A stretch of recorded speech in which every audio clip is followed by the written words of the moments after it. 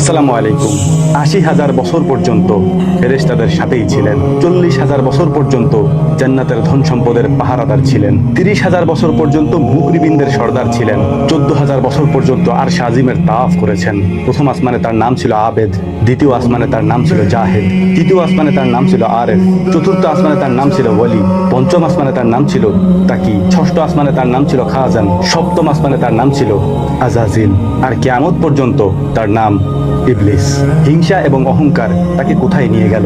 শুধুমাত্র একটি হুকুম অমান্য করার কারণে। তাকে বলা হয়েছিল আদমকে সেজদা করো। তিনি বলেছিলেন আমি আগুনের তৈরি, আমি কেন মাটির তৈরি আদমকে সেজদা করব? তিনি অহংকার প্রদর্শন করেছিলেন, হিংসা করেছিলেন, কেন আমি আদমকে সেজদা করব আগুনের তৈরি হয়ে। বলে রাখা ভালো, ইবলিস বা আজাজিল, আমরা যাকে শয়তান হিসেবে জেনে থাকি, সে নূরের তৈরি না, আগুনের তৈরি। সে এসেছিল জিনদের থেকে। সে অহংকার প্রদর্শন করেছিল। আল্লাহ রাব্বুল আলামিন তার অহংকারকে বরদাস্ত করেননি। তাকে শয়তান বানিয়ে দিয়েছেন, তাকে ইবলিস বানিয়ে দিয়েছেন, তাকে আজাজিল বানিয়ে দিয়েছেন। কিয়ামত পর্যন্ত তার এই অহংকার ক্ষমা হবে না। তাকে ইবলিস হিসেবেই অভিহিত করা হবে এবং মানুষকে সে ধোঁকা দিবে।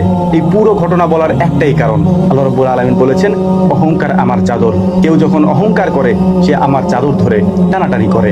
এই পৃথিবীতে আমরা কত কিছুর অহংকার করে থাকি, অহমিকা করে থাকি, হিংসা করে থাকি মানুষের সাথে।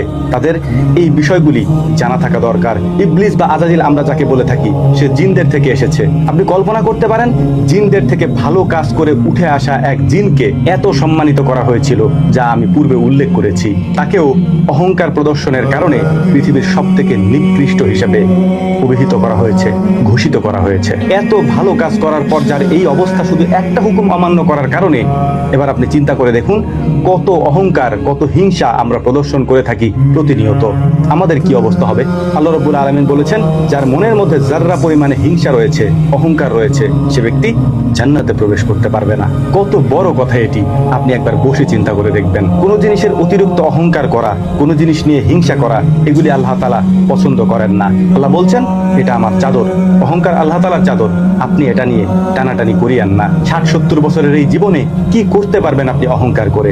আজ আছেন, কাল হয়তো নাও থাকতে পারেন। আল্লাহ রাব্বুল আলামিন দুনিয়াতে তার নিয়ামত দিয়ে আমাদেরকে সম্মানিত করেছেন।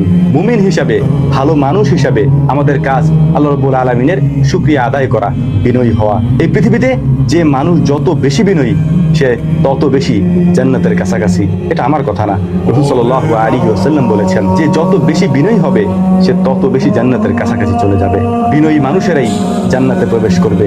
রুক্ষ মানুষেরা, অহংকারী মানুষেরা, দাম্ভিকতা দেখানো মানুষেরা, হিংসা করা মানুষেরা জান্নাতে প্রবেশ করতে পারবে না। পরিশেষে একটা কথাই বলবো, আল্লাহ রাব্বুল আলামিন এমন কোন পাপের কারণে ইবলিসের সমস্ত ভালো কাজগুলিকে নস্যাৎ করে দেননি যেটা ইবাদতের সাথে সংযুক্ত। আল্লাহ রাব্বুল আলামিন তার হুকুম অমান্য করার কারণে তাকে এই শাস্তি দিয়েছেন। অতএব এক ব্যক্তি নামাজ পড়ে না, রোজা রাখে না, আল্লাহর হুকুম হাকাম এগুলি মেনে চলে না, কিন্তু সে বিশ্বাস করে সে ভুল করছে, এর কারণে হয়তো আল্লাহ তাআলা তাকে ক্ষমা করে দিতে পারেন। তবে যদি কেউ অস্বীকার করে, পবিত্র কোরআনে বারবার এই কথা বলা হয়েছে, অস্বীকারীদের জন্য জাহান্নাম তৈরি করা হয়েছে, অস্বীকারীদের জন্য শাস্তির ব্যবস্থা করা হয়েছে। যারা স্বীকার করে যে আমি মানি কিন্তু করতে পারছি না, তবে আমি বিশ্বাস করি, এই বিশ্বাসীদের জন্যই জান্নাতের দরজাগুলি আল্লাহ তাআলা খুলে দিবেন। আশা করি কথাগুলি বুঝতে পেরেছেন। হয়তো একটু কঠিন হয়ে গিয়েছে, তারপরেও একটু বোঝার চেষ্টা করুন, একটু নিজেকে নিয়ে ভাবুন। এই অল্প সময়ের পৃথিবীতে আপনার ভাবাটা জরুরি। আশা করি আল্লাহ রাব্বুল আলামিন এগুলি আমাদেরকে বোঝার তৌফিক দান করবেন। ওমা তৌফিকি ইল্লা বিল্লাহ। নাসরুম মিনাল্লাহি ফাতহুন কারীব ওয়া আখিরু দাওয়ানা আনিল হামদুলিল্লাহি রাব্বিল আলামিন। আসসালামু আলাইকুম ওয়া রাহমাতুল্লাহি তাআলা ওয়া বারাকাতুহু।